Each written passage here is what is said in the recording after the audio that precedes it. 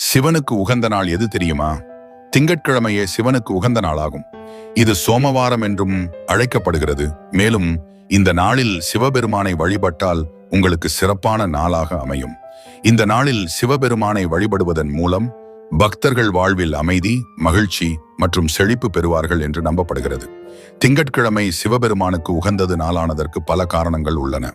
முதலாவதாக, சிவபெருமானின் தலையில் இருக்கும் சந்திரனின் பெயரான சோமா என்பதிலிருந்து சோமவாரம் என்ற பெயர் வந்தது. இரண்டாவதாக, சிவபெருமான் திங்கட்கிழமைதான் பார்வதி தேவியை மணந்தார் என்றும் புராணங்களில் கூறப்படுகிறது. திங்கட்கிழமையில் சிவபெருமானை வழிபட பக்தர்கள் பால், அரிசி மற்றும் சர்க்கரை போன்றவற்றால் செய்யப்பட்ட உணவுகளை சிவனுக்கு படைக்கிறார்கள். மேலும் நாள்தோறும் ஓம் நம சிவாய என்ற மந்திரத்தை ஜெபிப்பதும், தும்பை பூ மாலை மற்றும் வில்வ அர்ச்சனை செய்து படைப்பது அந்நாளில் சிறப்பாக அமைகிறது.